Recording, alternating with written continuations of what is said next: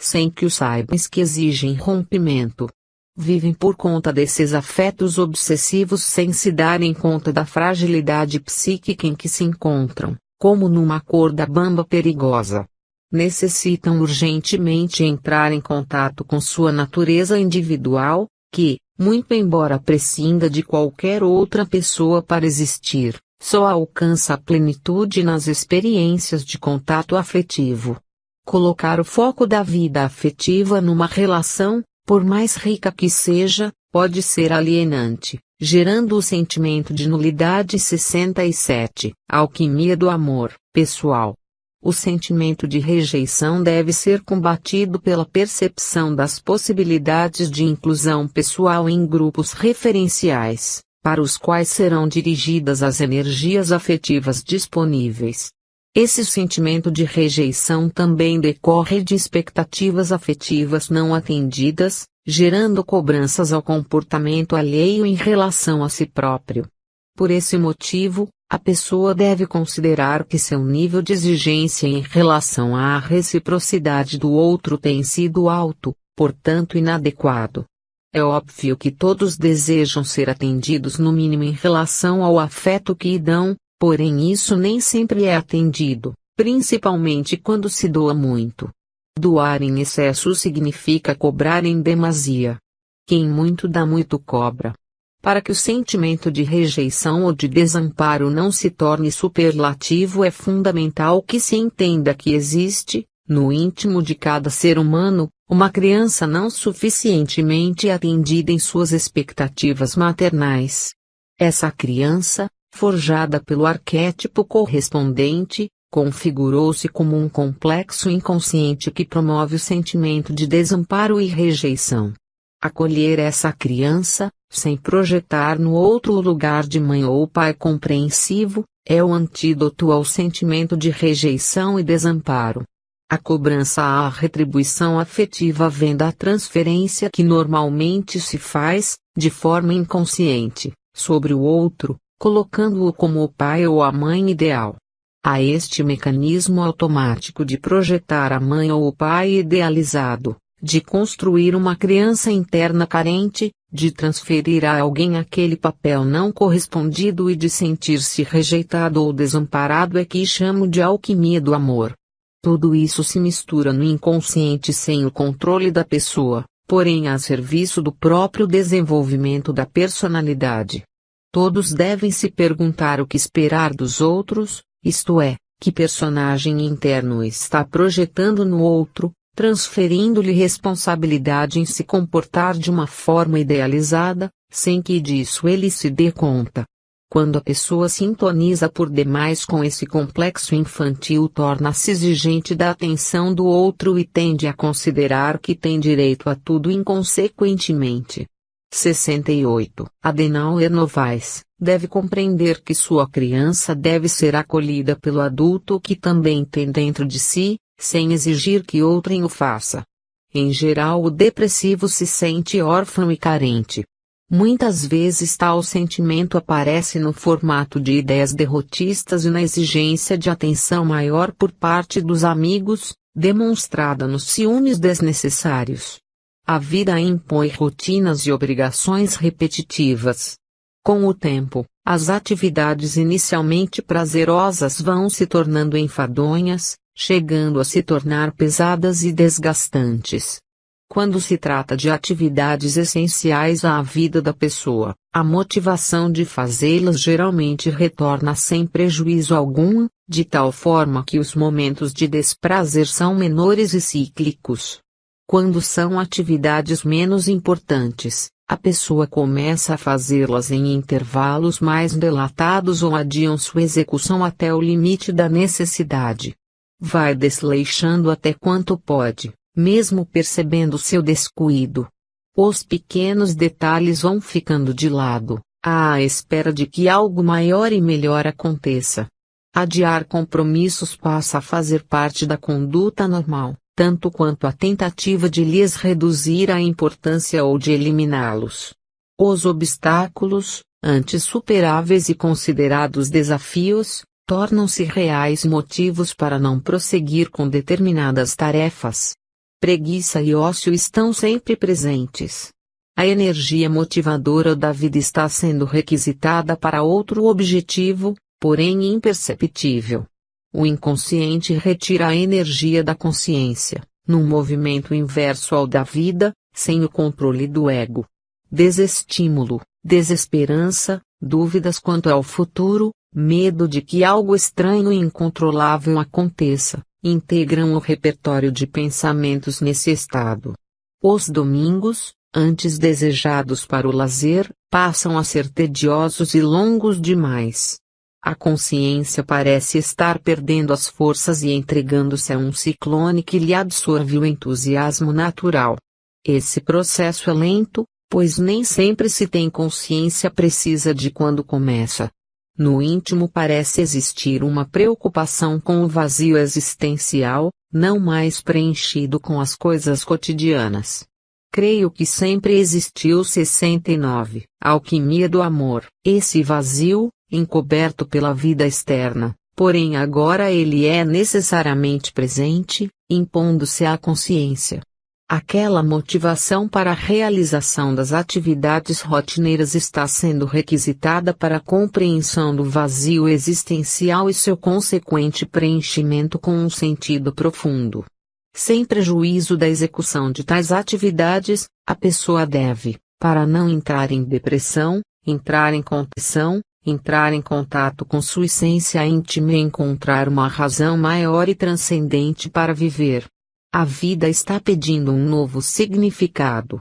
A motivação virá com novos focos, sem perda da preocupação com a simplicidade do existir.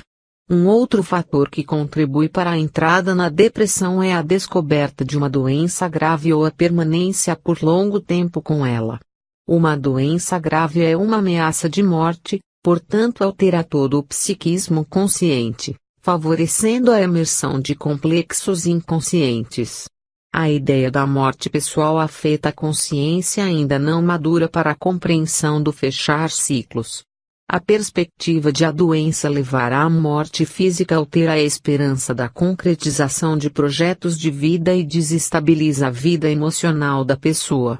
A instabilidade provocada predispõe a pessoa à depressão. A doença não é vista pela pessoa como um meio para alcançar a compreensão de si mesma, mas como a possibilidade de sua destruição. Ela ocorre para ensinar algo à pessoa, que não adquiriu aquele saber por outras vias menos dolorosas. As doenças típicas e comuns na velhice também promovem a depressão e merecem atenção específica, pois nem todos se preparam para a morte.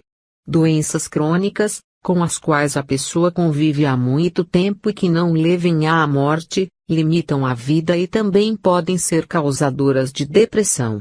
Nesses casos, é fundamental que a pessoa seja levada à reflexão a respeito de sua doença como um símbolo que representa algo desconhecido e à compreensão do significado e sentido da vida. Toda ocorrência externa que incomoda a consciência pessoal, por longo tempo e de forma insistente, representa algo educativo ao espírito. Essa reflexão tem a finalidade de conduzir o ego a um estado de estabilidade e segurança para uma maior compreensão da vida. 70. Adenauer Novaes, conviver com pessoas depressivas por longo tempo proporciona uma maior probabilidade de se ter depressão. O contato muito prolongado promove uma espécie de contaminação psíquica, quase imperceptível. O combate ao negativismo do depressivo, bem como as tentativas frustradas de demovê-lo de seu estado mórbido, vão minando, ao longo do tempo as forças de quem com ele intensamente convive, alterando sua disposição psíquica. O excesso de atenção ao depressivo é fator de manutenção de sua carência, dificultando sua própria libertação da doença. Aquele que dá muita atenção ao depressivo pode acabar por esquecer sua própria vida, frustrando-se se não obtiver sucesso em curá-lo. A convivência com o depressivo deve ocorrer dentro de limites aceitáveis para não acontecer uma superexposição excessiva. devem ser colocados limites ao acolhimento maternal em excesso ao depressivo, a fim de não se estimular a dependência e manutenção do estado regressivo dele. O depressivo suga as energias de quem com ele convive e isso pode prejudicar a relação entre eles. A motivação e o desejo de ajudar do acompanhante gradativamente se transferem para o depressivo, que disso se nutre. Este processo de sugar energias é favorecido quando o acompanhante acredita que sua ajuda é fundamental para a cura e que está exercendo uma atividade altamente meritória e salvacionista. Um outro fato desencadeador da depressão é a frustração profissional. O desejo de ter determinada profissão inicia-se na infância, quando os modelos parentais vão exercer influência sobre a criança. Na adolescência, a decisão sobre qual deva ser a profissão a ser seguida vai ficando mais clara, sendo fortalecida pelas influências sociais externas. Nem sempre a escolha recai sobre a preferência da pessoa, pois fatores intervenientes costumam impor uma profissão, muitas vezes não desejada. Pode ocorrer que a profissão adotada, mesmo que não desejada, venha a se tornar agradável e não mais aversiva à pessoa. Porém, pode ser que tenha de ser tolerada pelo resto da existência. Isso 71. A alquimia do amor desencadeará uma frustração consciente e, às vezes, inconsciente. Quando a isso se alia uma baixa remuneração ou uma incapacidade de ascensão funcional, a frustração é fator geralmente presente. A saída é a possibilidade de mudança de profissão, com a busca do aperfeiçoamento profissional em outros campos, através de cursos em horas disponíveis na semana. O tempo, antes dedicado a atividades que nada acrescentam ao espírito, agora poderá ser dedicado à busca de uma outra profissão ou uma nova capacitação. Acresce, ainda, o fato de que o mundo globalizado tem sido responsável pelo desaparecimento de antigas profissões e pelo surgimento cada vez maior de outras. Aquela mudança deverá ser feita de forma gradativa, sem necessariamente deixar o emprego que se tem ou ficar sem qualquer atividade profissional. Portanto, uma outra capacitação profissional que se tenha, amenizará ou resolverá a provável frustração existente. A competição profissional, cada vez mais acirrada nas empresas, visando uma maior produtividade de seus empregados, provoca também frustrações profissionais, pois nem todos alcançam o status desejado. Essa competição, quando obrigatória, deve ser feita de forma solidária, sem a ambição desmedida, que provocaria frustração. As dificuldades financeiras entram no rol daquelas que mais contribuem para a entrada numa depressão, por conta do descontentamento existencial que provocam. A impossibilidade de atender compromissos financeiros, bem como a falta de recursos para a própria manutenção pessoal, podem provocar insatisfação geral, favorecendo a entrada em depressão. As dificuldades financeiras não são incomuns, por conta da insaciabilidade humana. Mesmo que se tenha muito, a ideia de perder o que tem pode provocar instabilidade, tensão e crise. A estabilidade financeira é desejável por todos, porém o limite dela nem sempre é encontrado. Uma crise financeira pode ser resolvida a partir de alguns passos. Primeiro, é necessário impor-se limites de gastos com consequente eliminação de aquisição de supérfluos. Segundo, a adequação de gastos à capacidade financeira de 72. Adenauer Novaes, aquisição, isto é, despesas no limite do quanto se ganha. Terceiro, renegociar suas dívidas com os credores, ampliando prazos e reduzindo juros e multas estabelecidas. Em quarto, tentar ampliar as fontes de renda. Mesmo assim, caso se entre em depressão, a alternativa será a consciência da incapacidade de administrar dinheiro e da compulsividade em tê-lo. Trabalhar é uma necessidade para todo ser humano que atingiu a idade adulta jovem. É fundamental ter uma ocupação útil, pois ela, não só dignifica a pessoa, como também concorre para sua independência e autodeterminação. Porém, tanto o trabalho normal como seu excesso exigem um lazer. A inexistência de lazer é observada em pacientes depressivos, que, gradativamente, foram perdendo a vontade de tê-lo. Chegam, às vezes, a confundir lazer com gosto pela leitura, cuja característica é a ampliação da cultura pela via cognitiva. Um lazer exige movimento, saída da rotina, desligamento do controle da vida diária, atividade prazerosa, bem como relaxamento e descanso. Sua falta promove enrijecimento corporal e estresse geral. É importante se ter um lazer, preferencialmente que seja compartilhado com pessoas com as quais se tenha laços afetivos. Em alguns casos deve ser sugerido ao depressivo um outro tipo de lazer, diferente daquele que habitualmente realizava, pois pode ter acontecido que ele já esteja saturado.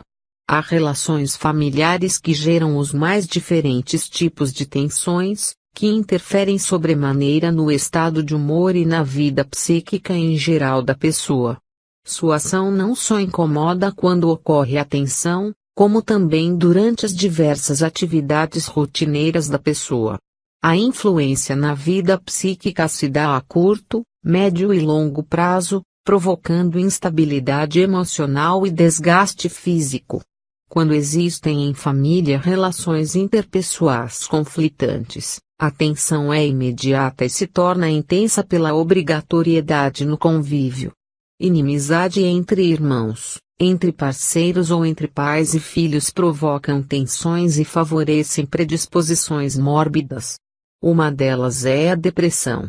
Numa casa na qual se 73, alquimia do amor, tenha um inimigo, ou que haja alguém cuja relação seja de indiferença, certamente não se tem prazer em estar ou ali viver. Esse tipo de relação, bem como aquelas nas quais não haja correspondência no afeto, pode gerar depressão. Não resta dúvida de que o diálogo maduro, sem acusações nem cobranças, evitará a possibilidade de depressão. Esse diálogo interessa principalmente a quem não queira nem tenha tendência à depressão, independente de se ter ou não razão.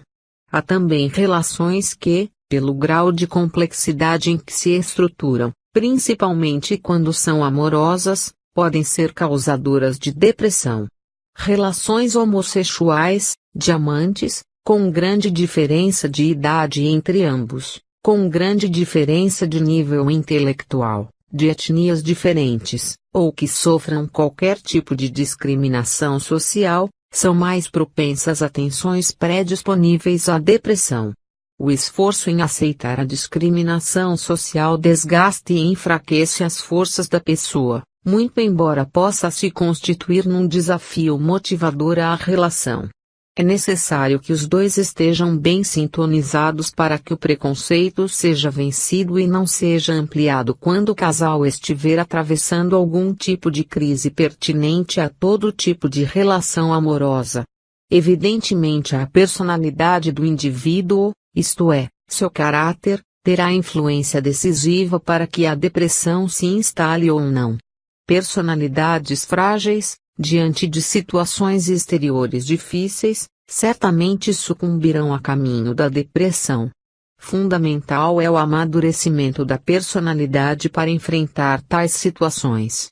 74. Adenauer Novaes, saindo da depressão. Quando uma pessoa entra em depressão, é como se seu mundo se restringisse aos pensamentos que assumem sua mente. Não vislumbra uma saída e, quando a percebe, não encontra meios para executá-la. Sente-se frágil, solitária e incapaz para qualquer ação que exija gasto de energia. É uma prisão sem grades, numa cela menor do que a própria cabeça. Vive um inferno sem chamas, cujo demônio é a própria consciência. Entrar em depressão não é algo muito difícil, porém sair constituir-se numa grande empreitada, cujo esforço tem de ser muito maior do que se imagina. O ego, nesse esforço, desempenha papel fundamental, sendo o grande herói que fará a jornada de resgate a motivação para a vida consciente. O princípio básico para se sair da depressão é o retorno ao amor, isto é, a volta ao querer viver a vida, como um grande desafio entregue por Deus a cada uma de suas criaturas.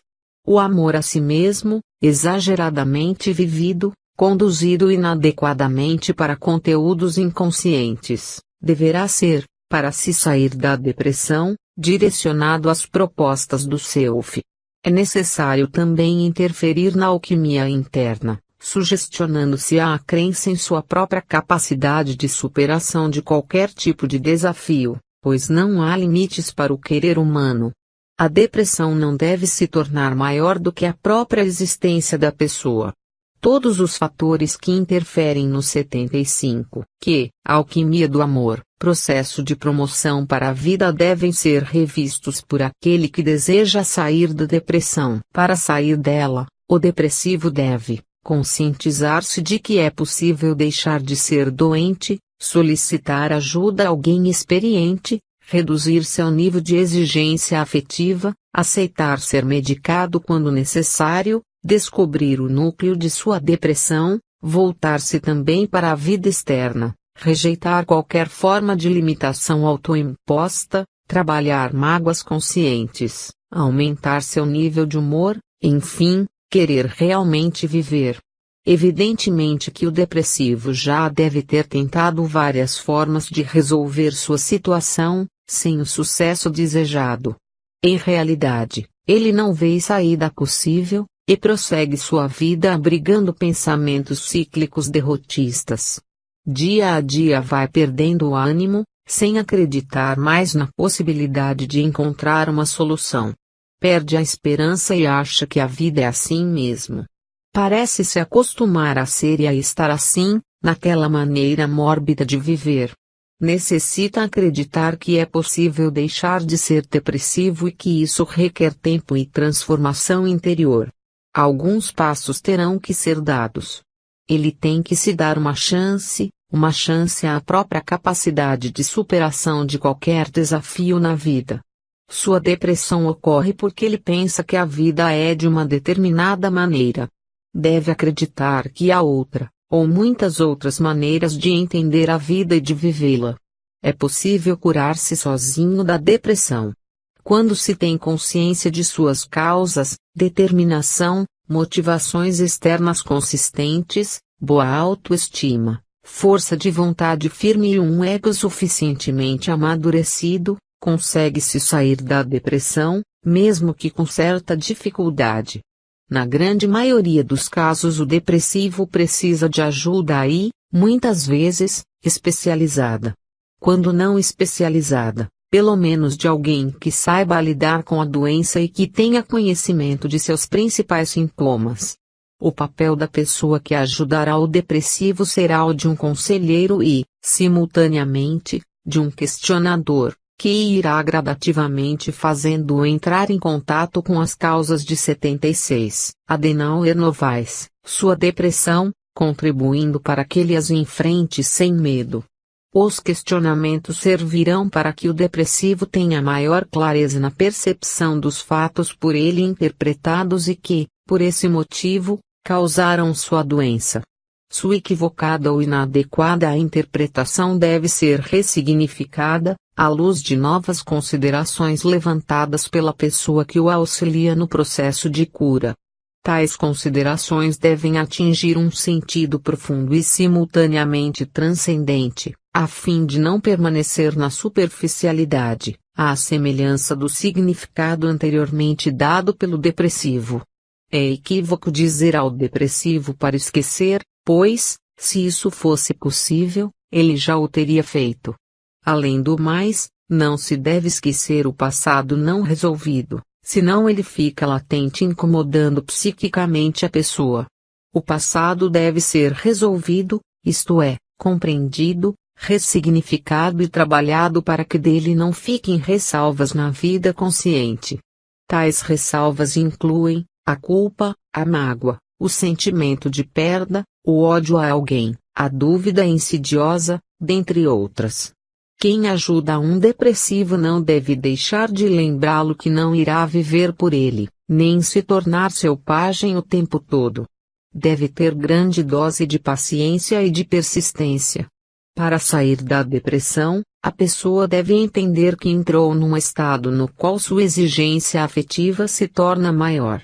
A afetividade, antes dirigida a si e às relações com os outros, agora passa a se voltar exclusivamente para si própria. Com isso, bloqueia-se a porta da troca de afetividade, tão necessária a todo ser humano. Sem essa troca, que possibilita uma maior interação com o mundo externo, a motivação fica prejudicada. A afetividade antes recebida, ou supostamente recebida, deixa de estar presente na vida psíquica da pessoa. A alquimia não conta mais com aquele elemento externo para processar a mistura motivadora da vida. É como se faltasse um importante ingrediente para fazer um bolo e sem ele a massa perdesse a consistência. É preciso fazer um esforço maior, nesse momento, para recuperar a troca afetiva, identificando aqueles elementos que fazem parte do mundo emocional do depressivo. Evidentemente, quando a depressão é 77, a alquimia do amor, motivada pela ausência temporária ou definitiva de alguém com quem se esteve afetivamente ligado, cuja perda provocou a depressão, é necessário redirecionar seus sentimentos para outras pessoas, com as quais também se estabelece relações afetivas. Quando a depressão se dá após uma perda, o depressivo deve se conscientizar que sua excessiva valorização ao sentimento que recebia do outro, e que a ele destinava, é um dos motivos de sua doença. Ele deve identificar quais necessidades suas estavam sendo atendidas pela presença do outro em sua vida. Pessoas que fazem parte do mundo afetivo do depressivo devem, com certo cuidado, reaproximar-se dele para que volte a realizar trocas afetivas. O cuidado é para não invadir por demais a fragilidade do depressivo, com propostas de solução superficial aos seus problemas, sem entender que a pessoa está atravessando uma doença, na qual a afetividade rompida é o principal componente. Nem sempre na depressão deve ser administrada a medicação antidepressiva. O efeito inicial, seja causado ou não por sugestão psicológica, pode ser positivo, porém não será curativo quando a depressão não tenha causa orgânica. São remédios que interferem na química cerebral, promovendo alterações outras em seu funcionamento, sem a consciência da pessoa. Em geral, tais medicações trazem um certo alívio, porque reduzem a angústia e melhoram seu estado geral. A eficácia das medicações antidepressivas e a manutenção dessa pequena melhora se reduzem significativamente a médio e longo prazo. É fundamental que o depressivo tenha consciência de que não basta tomar remédio sem entrar em contato, frente a frente, com seu problema. Sem rever sua posição, diante dos conflitos responsáveis pela depressão, não haverá equilíbrio. Remédio não dialoga nem questiona, apenas atua quimicamente. Processos emocionais, bem como os complexos problemas da vida, não são engendrados nem solucionados pelas substâncias cerebrais, mas pelos atos da vontade humana. Quando a ansiedade é muito grande, a angústia lancinante e há tendências autodestrutivas, torna-se imprescindível o uso de 78 Adenauer Novaes, medicação. Com ou sem medicação, o paciente deve investir na descoberta do núcleo de sua depressão e, consequentemente, dissolvê-lo. Tal núcleo, na grande maioria das vezes, é conhecido pelo depressivo, pois é em torno dele que seus pensamentos circulam. Ele anda à procura de uma ideia que resolva seu dilema e que venha a lhe trazer paz. No fundo, ele sabe que deve renunciar ou aceitar algo de seu interesse, mas evita essa alternativa que lhe parece desagradável. O depressivo se recolhe ao seu mundo interno, num movimento de entrada no casulo de sua morada mental. Ele parece preferir o abrigo de sua mente do que estar em contato com a realidade externa. Sua entrada é quase compulsória, pois não percebe logo de imediato que está evitando ou fugindo de algum conflito. As atividades externas perdem seu brilho, não lhe trazendo qualquer tipo de satisfação. A obrigação em fazê-las torna-se evidente e tediosa. Mesmo o que lhe trazia grande prazer, deixa de ser algo recompensador. Seu esforço para se voltar para fora tem de ser grande. Este movimento é uma das atitudes reforçadoras de sua cura. Seu retorno ao mundo externo, mesmo que difícil e sacrificial, é uma âncora que o conectará às possibilidades de cura. Nas atividades externas ele poderá viver experiências que lhe apontem caminhos e alternativas de cura. Tentando não entrar em contato com o núcleo gerador de depressão, cujos pensamentos a respeito lhe trazem angústia, tristeza e sofrimento, o depressivo cria mecanismos psicológicos de defesa. Evita pensar a respeito, evitar falar sobre temas relacionados, evita pessoas que tenham relação direta ou indireta com seus problemas, bem como reprime a expressão exata de seus sentimentos. Esses mecanismos devem ser conscientizados e eliminados pelo depressivo. Eles ampliam sua própria prisão e contribuem para a dificuldade de encontrar soluções. A saída é trabalhar cada um desses mecanismos, não procrastinando decisões que impliquem em sua eliminação. Quando os conflitos do depressivo envolvem mágoa, é fundamental que o perdão esteja na ordem do dia. Perdoar 79. A alquimia do amor pressupõe compreender que a atitude do outro sobre seu mundo íntimo, provocando raiva ou ódio, poderia também ter sido impetrada pelo próprio magoado. Compreender é utilizar a empatia, colocando-se no lugar do outro, admitindo que, nas mesmas circunstâncias, poderia ter cometido o mesmo ato. Perdoar não é esquecer, mas compreender. A manutenção da mágoa contribui para que os pensamentos permaneçam em torno do núcleo gerador da depressão, pois os sentimentos se tornam também prisioneiros de um foco emocional. Mesmo que o depressivo encontre razões lógicas para a manutenção de sua mágoa, é fundamental a compreensão da necessidade de sua erradicação. Às vezes, mesmo reconhecendo o prejuízo em mantê-la, ele não consegue eliminá-la, pois nem sempre o coração obedece à razão. Serão necessários mais esforços para transformar os sentimentos enraizados e interligados a outros, visando perdoar. Fundamental a eliminação da mágoa, pois só se liberta quem sabe perdoar. Uma das características da depressão é a redução gradativa do humor. Nada mais alegra a pessoa, alterando sua expressão fisionômica, fazendo apresentar uma face grave e triste. Sua alegria foi roubada pelos sentimentos derrotistas e negativistas. Seu sentimento de nulidade e menor-valia inibe o sorriso e a esperança, características de todo ser humano. Parece que a vida está morrendo, sem seu sentido habitual. A volta ao humor natural deve ser mais um desafio a ser vencido pelo depressivo, conseguida quando ele deixar de se colocar como vítima ou como perdedor. Na vida, mesmo quando há perdas, sempre se está ganhando algo, que deve ser incorporado ao patrimônio íntimo de cada um. 80. Adenauer Novaes, depressão e sono. M dos sintomas típicos da depressão é a alteração do sono. Podem ocorrer insônias, hipossonia, ou excesso de sono, hipersonia. É mais comum a insônia e o sono agitado, no qual a pessoa acorda várias vezes à noite, o que lhe proporciona mal-estar e sensação de não ter dormido ou descansado. Acorda pesada e com a sensação de ter trabalhado muito. As noites parecem muito mais longas do que são. As horas não passam e o dia seguinte a se aproximar é antevisto como mais um sem qualquer sentido. A hora de ir para a cama é adiada, temendo rolar indefinidamente, de um lado para o outro. O tédio toma conta da vida, proporcionando o surgimento do vazio existencial. Quando o sono vem, dorme-se pouco, para logo acordar sem que as horas passem. O sono é entrecortado por imagens cotidianas e pensamentos em torno de temas diversos ou focados no núcleo causador da depressão. O sistema nervoso central deixa de secretar a substância necessária ao sono.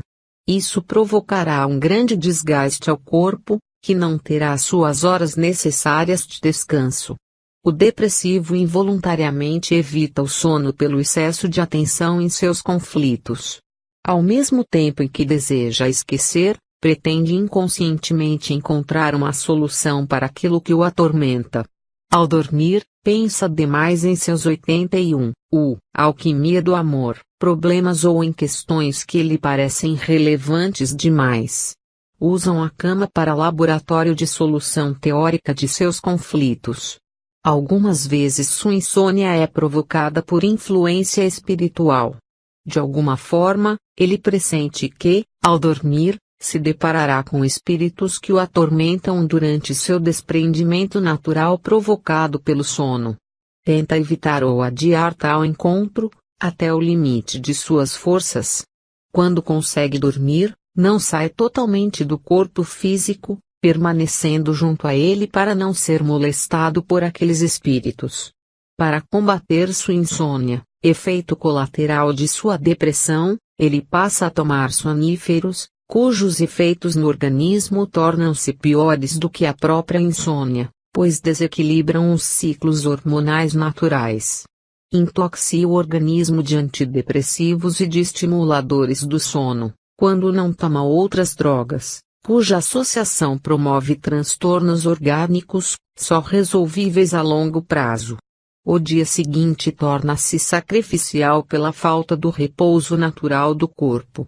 As atividades profissionais serão executadas com muito custo, por causa do cansaço típico de quem não conseguiu dormir. A insônia causada pela depressão, portanto não orgânica, deve ser tratada de outra forma, só recorrendo-se a medicações em último caso. Existem práticas alternativas que facilitam o sono, provocando bem-estar geral, sem prejudicar o organismo. Prática de yoga, meditação na cama, relaxamento muscular, orações, banho quente imediatamente antes de deitar-se, música relaxante, ir para a cama no mesmo horário, evitar levantar-se ou rolar no leito, levantar-se no horário habitual, são técnicas salutares e indutoras ao sono. Fundamental é, ao deitar-se, que o pensamento viaje dentro de assuntos prazerosos e que não digam respeito ao núcleo da depressão. O pensamento deve viajar no reino da fantasia e do deleite. Quando a insônia não é orgânica, o depressivo deve buscar ajuda especializada, através de uma psicoterapia que o leve à compreensão de seu verdadeiro problema. 82. Adenauer Novaes, é importante compreender que existem ritmos próprios de sono. Há pessoas que dormem pouco e outras que dormem mais. Cada pessoa tem seu ciclo adequado de sono, não se constituindo a normalidade dormir mais ou menos do que outra pessoa. Na depressão ocorrem alterações naquele ritmo para mais ou para menos, durante um período relativamente longo. Por outro lado, o sono pode se estender por mais tempo do que o habitual. O inconsciente domina a consciência. O ego prefere não enfrentar a vida, pois teme o fracasso que lhe parece óbvio. Sair da cama torna-se algo difícil, pois estar dormindo é algo prazeroso e necessário. O organismo pede que se continue dormindo. Mesmo quando consegue acordar, a pessoa, ainda deitada na cama, não encontra nenhum motivo para se levantar, preferindo permanecer em sua inércia. Esse excesso de sono gradativamente promoverá atrofia muscular e acomodação psíquica. Estar dormindo se assemelha a uma anestesia ou ao retorno ao aconchego materno. Com a consciência em suspensão, o depressivo evita entrar em contato com seu sofrimento. Foge para o mundo do sono, porém sem resolver seu conflito. O depressivo passa a evitar compromissos pela manhã, preferindo, quando inevitável, assumi-los à tarde ou noite. Quando não os tem, prefere dormir em todos os turnos disponíveis. Sua cama é seu ninho, do qual não deseja sair nem ver ninguém. A ampliação do número de horas de sono vai acontecendo, muitas vezes, sem o controle do depressivo, pois pode começar antes da doença se instalar. Ele vai mudando de hábito sem o perceber, deixando de realizar certas tarefas que habitualmente executava, em horários agora preenchidos pelo sono. Quando o depressivo tem um trabalho regular, esse se torna tão penoso que passa a negligenciar e chegar atrasado no local. Seu sono é seu novo inimigo. Licenças médicas podem ser inventadas para atender aos apelos do sono. Em alguns casos, a hipersonia é provocada por obsessão espiritual. Espíritos, interessados em prejudicar o depressivo, 83, alquimia do amor, aplicam-lhe fluidos anestesiantes que o prostram, provocando sua dificuldade em acordar, malgrado sua vontade. Para manter-se acordado, o depressivo recorrerá a medicações típicas ou ao aumento da dose do antidepressivo. Novamente prejudicará seu organismo, alterando todo o sistema que regula as suas horas de sono, viciando-se para manter-se acordado. Nos casos de hipersonia é fundamental que o depressivo estimule sua vontade, voltando-a para objetivos que justifiquem estar desperto. Encontrar atividades que lhe deem prazer em horários diurnos, solicitar ajuda para ser acordado, evitar ir para a cama além de seu horário habitual, evitar trabalhos noturnos, não trocar o dia pela noite, evitar estar em frente a um computador até altas horas, programar-se mentalmente para acordar em determinado horário, combinar com amigos para atividades diurnas, são providências necessárias a quem tem e deseja curar-se de hipersonia. Quando o depressivo não conseguir sozinho resolver sua hipersonia, deve procurar auxílio numa psicoterapia e, só em último caso, a administração de medicação para combatê-la. Aconselho aqueles que têm problemas para conciliar o sono a seguir os seguintes conselhos: 1. Ir para a cama em horário regular, portanto, procurar ir dormir à mesma hora. 2. Não se preocupar no início, primeira semana, em conseguir efetivamente dormir. 3.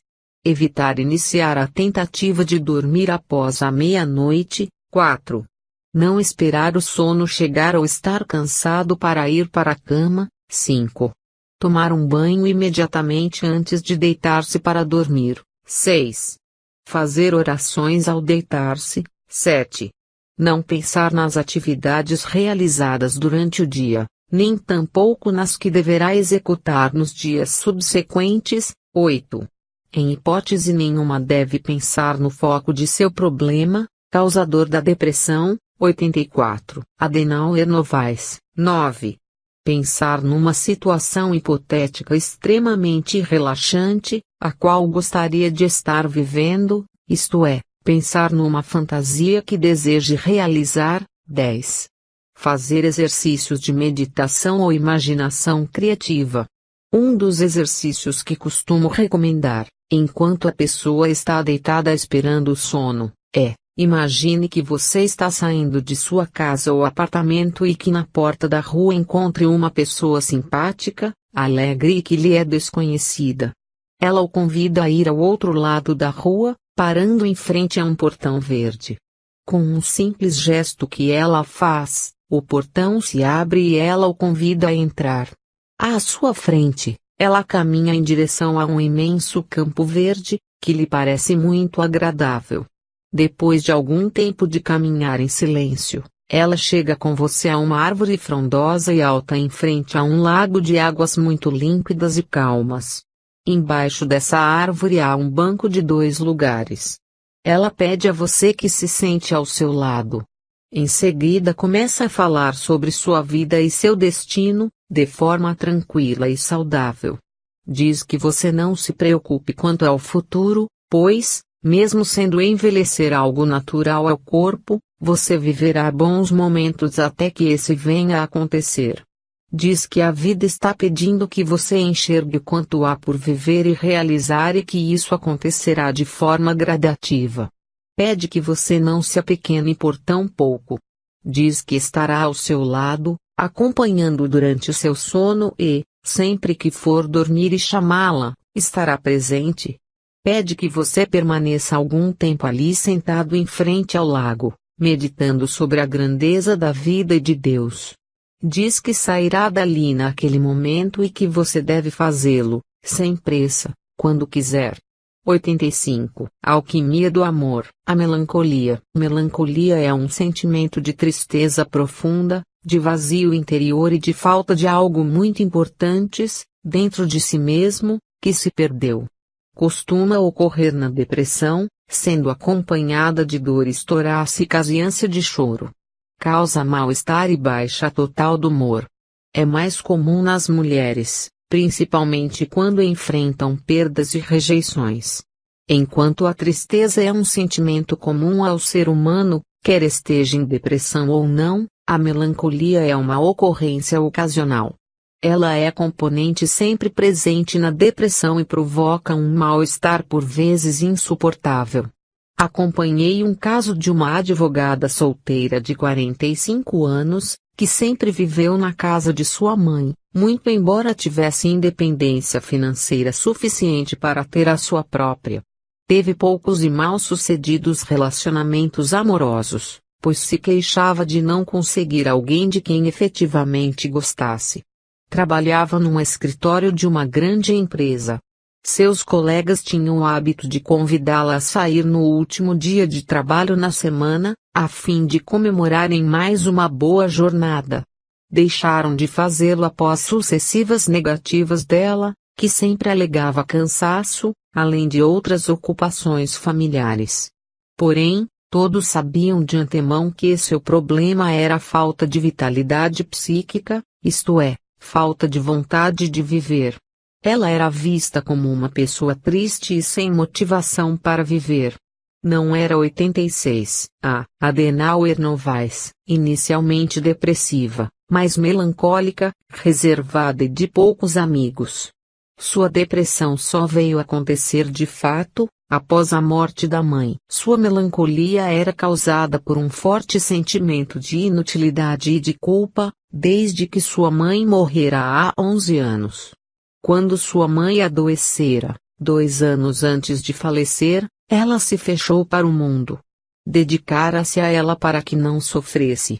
Amava a mãe e não aceitava, desde que adoecera, a ideia de que ela morresse. Sua mãe padecia de um câncer, cujo desfecho fatal ocorreu após 2 anos de tratamento.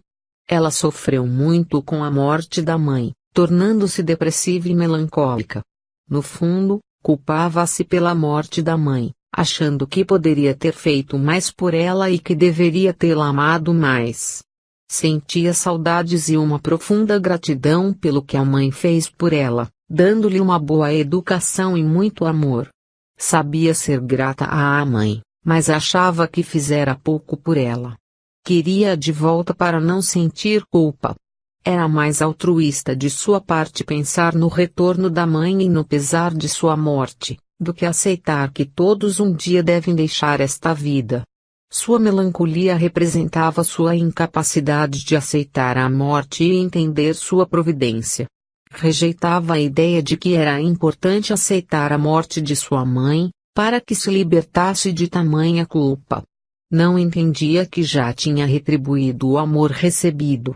A melancolia é uma saudade que permanece dentro da pessoa, sem que seja adequadamente suprida, cuja saída é a compreensão e aceitação dos fatos como pertinentes e adequados. São eles resultantes do mundo interno de cada pessoa, como respostas às necessidades educativas mais íntimas. Superar a melancolia é um passo que deve ser dado para que o indivíduo saia de seu mundo egóico e pequeno, no qual se enredou por um processo mórbido de autopiedade. Para isso deve sair da condição inconsciente de coitadinho e de vítima do destino, como se ele fosse obra do acaso, e encontrar em si as razões para que as coisas aconteçam como são.